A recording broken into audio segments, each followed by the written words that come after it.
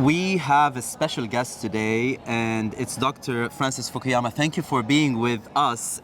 You have talked a lot and explored the idea of how states fail or succeed based on their capacity or legitimacy. I would like to explore with you how the failure of these states usually leads to the rise of populism. Okay, sure. So I think you've actually defined two routes by which populism can arise. So let's begin with legitimacy. So government in a democracy is based on consent of the governed. And if people take away that consent and don't believe that the people ruling them have a right to be there, then they're going to withdraw their support and the government will fail, right? So that's the legitimacy part. The capacity part is why you have governments. You don't have governments just to follow certain procedures. You want governments to do stuff. You want physical security. You want things like health, education. You want a good environment, opportunities for economic development of every single individual. And oftentimes, governments that might be legitimate fail to actually produce real results. And so I think that you really need to have both of those.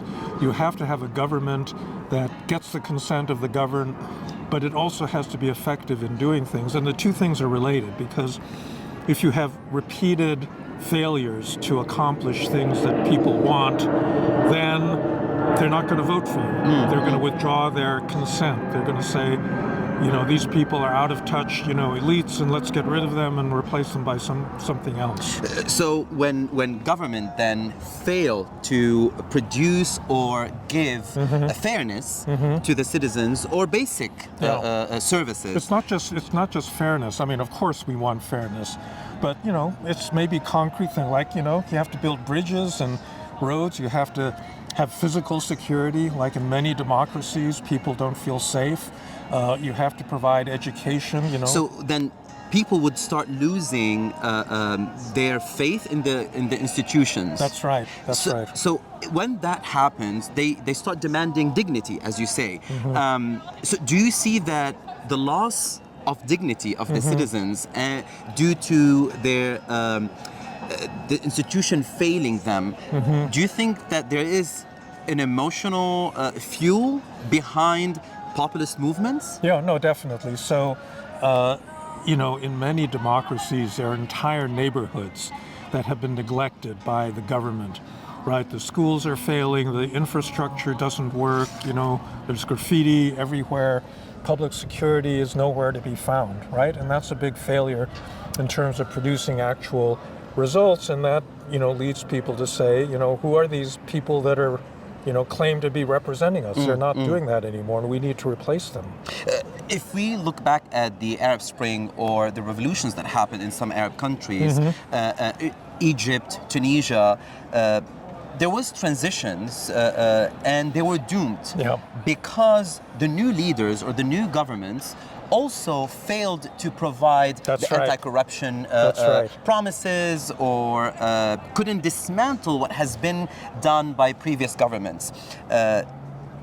Would that be able to be restored, or populist movements usually just raise sloganeerings without any promises or actions? Well, no, I mean, they do promise, and sometimes they actually deliver.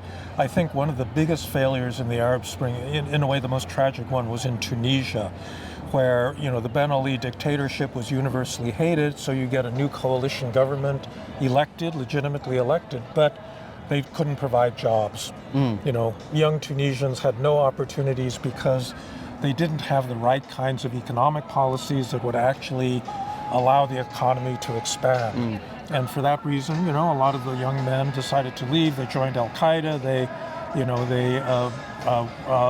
People voted for the Islamist Party, but even the Islamist Party was part of a coalition that didn't look like it was effective, and so you get much more radicalism, and then eventually you get a dictator, you know?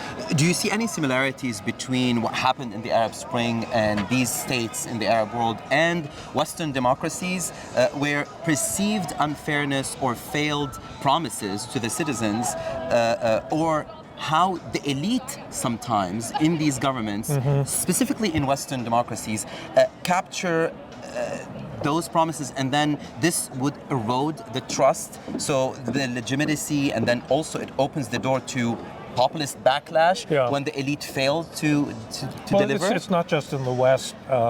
It's also in the Middle East. It's in Latin America. It's in Europe. So it's a kind of universal problem if governments don't actually fail to deliver on their real promises.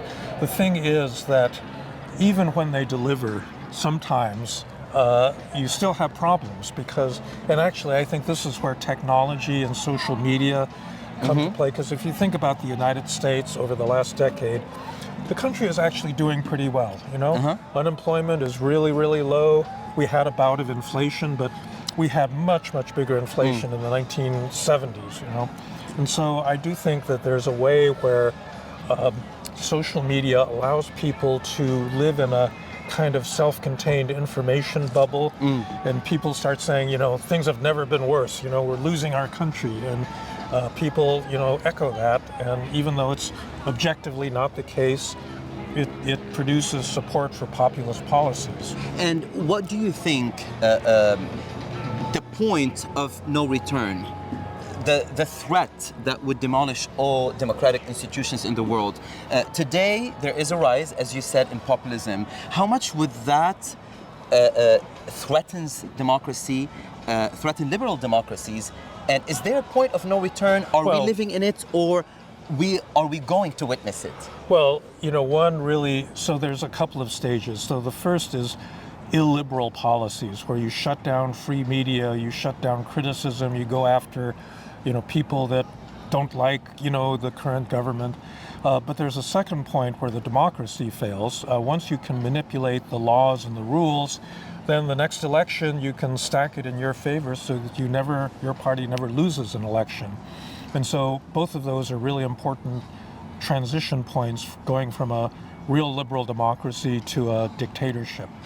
How can we, in the world we live in, whether it's policy community or politicians or even citizens, if they care about their rights, their dignity, their fairness in the system, what should they do today, do you think? Well, look, if you're living in a country that still has reasonably free and fair elections, there's just one answer to that, which is you go vote. And you convince all your friends to vote, and you organize and you mobilize people, right? Because that can still pull things out. If you're in a country like Venezuela, where they basically had a free and fair election, and then the regime just canceled it, then you've got a much tougher problem. But also, in Russia, they say they have elections. In Turkey, they say they have elections. In Syria, during Bashar al-Assad, they said they had elections. Those countries have already gone over the point where they can actually have a free and fair election. In the United States, I don't think we're at that point yet. What about other countries, like other Western countries or European countries? In Hungary, there is a lot of fear. Well, it depends on the specific country. I think that Hungary still has a chance.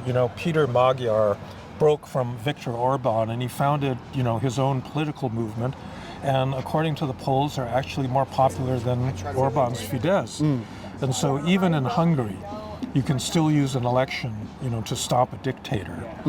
So I don't think, this is really important for people that believe in liberal democracy. You shouldn't give up prematurely, because at a certain point there is a point of no return, like Russia is there now.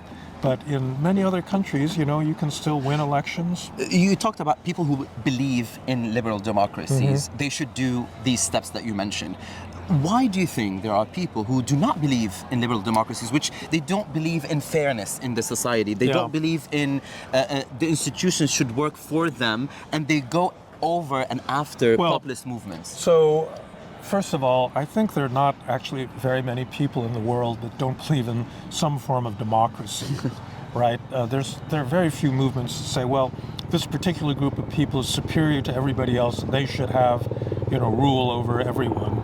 People just don't believe that. What they do attack is the liberal part of liberal democracy, meaning restrictions on the power of the government.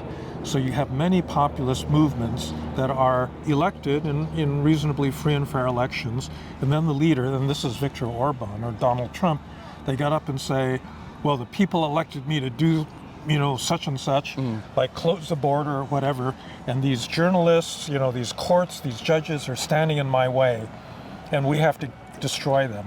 And that's the point at which you attack the liberal part. The liberal part of liberal democracy are constraints on the government. How much do you think people are fed up from politics that uses their identity to achieve their gains, which is accused? It's an accusation against the liberal elites. Well, first of all, I think that identity politics, as it developed, is illiberal.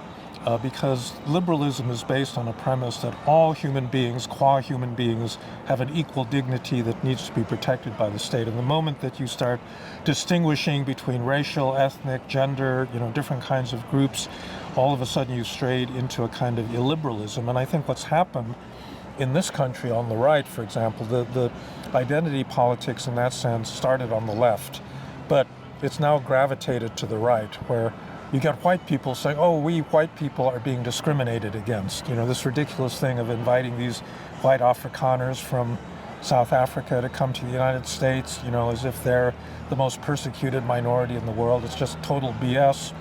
But I think that's kind of the corrosive nature of this kind of identity politics, is that anybody can then portray themselves as a victim and, an oppressed minority that's been marginalized. My last question is about the last two books.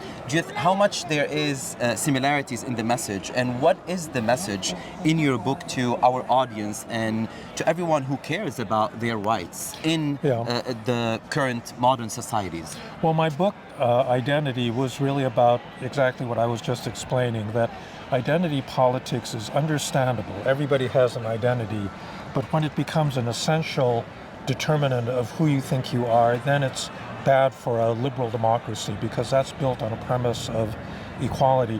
The liberalism book talked about what I think are two distortions of liberalism. So one was what's called neoliberalism, which is a kind of extreme form of market economics that produced a lot of inequality, a lot of instability. And the other is, frankly, identity politics, which is fundamentally illiberal in many respects. And I think one was a right-wing phenomenon, the other was a left-wing phenomenon, and between the two, they kind of undermine support for, a moderate classical form of liberalism. Thank you. Thank you. Thank you very much for talking to me. Thank you for this opportunity. Okay. And I, myself, and a lot of our viewers are definitely huge fans. Okay. And I can't wait to finish reading your book. All right. Very good. And a signature. Yeah, okay. Excellent. Thank you.